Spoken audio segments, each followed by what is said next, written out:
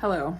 Today I am talking about the fear of being put in a situation where you will likely be eating more food than a typical day for you. Even if you're in recovery and you're like, yeah, I'm doing so much better and I'm eating so much more and things are going well, but like in the next, week we're going on this trip, or it's my birthday tomorrow, or I'm going out to eat on Friday with my husband. We're going to this like 7-course thing, and I'm just really worried. I'm really worried it's more than I'm usually eating. And when I hear people say that, I'm like, you know what you could do to make this easier on you? You could eat like that situation on the trip or the date or the birthday or whatever every day. Every day in recovery, you can eat like that. And so that when that day comes, it doesn't feel as scary. And then they're like, but are you kidding me? Like, I there's no way I would gain so much weight. And it's like, okay, two things. One, you're probably mentally hungry for it. You could probably easily, if you're undernourished or you're under where your body wants to be, doing those things should actually probably not be that hard. Mentally, they will feel hard, but you probably, if you're being honest, could definitely eat all of the food that you're talking about eating that makes you feel so scared.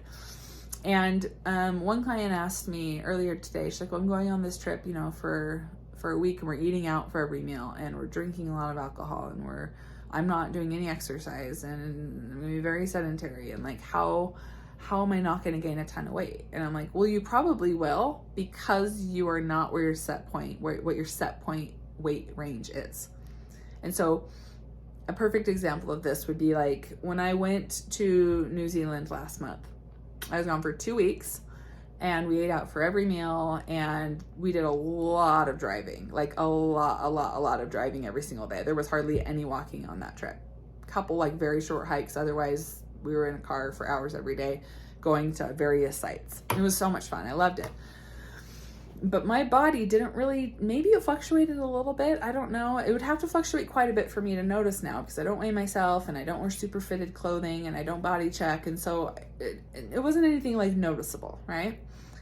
But for 2 weeks, I was eating out every day, and I was eating restaurant food, and my body didn't change that much. Why is that? Not because I'm superhuman, not because I'm some like lucky specimen, right? It's because my body is in its set point range where it wants to be. And so I can go out to breakfast and lunch and dinner and eat restaurant foods, and my body has normal satiety cues. It has like a hunger cue, and it has a fullness cue, and I stop when I'm full because my body's trying to defend where it wants to stay.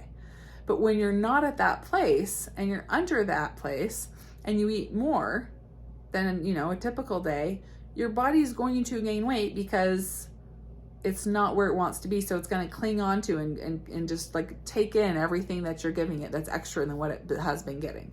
And so my point in telling you this is, if you're terrified that you're going to gain weight over the holidays, or you're terrified that you're going to gain weight on that trip, you're whatever, all these different things that are extenuating circumstances where you're going to be eating more food, once you're in an energy balanced body, you don't have to fear that anymore. One, you're not afraid of weight gain, but two, you're not going to notice these huge weight increases on situations or in situations where you're maybe eating more than you typically would.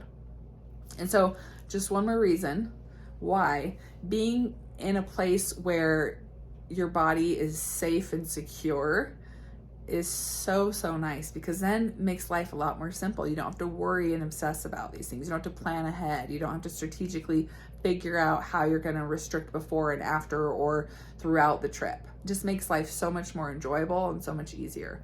And you don't live with all the other crap things that an eating disorder brings when you're underweight. Like it just, and again, underweight for your body.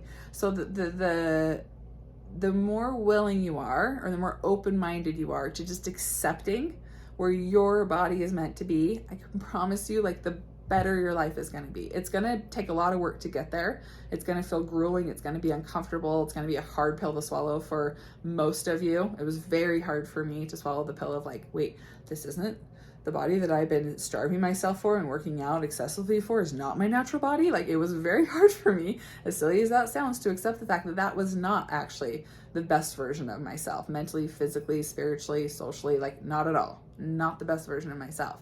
And once I got over that idea of trying to stay there and just accepted where my body needed to be, life got a lot easier.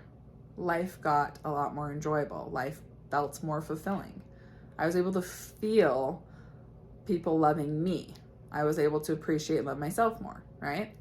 And so a lot of the stress, I'm just going to reiterate this one more time, a lot of the stress and all the overthinking and the anxiety that goes into just living, and just living involves vacations and holidays and whatnot.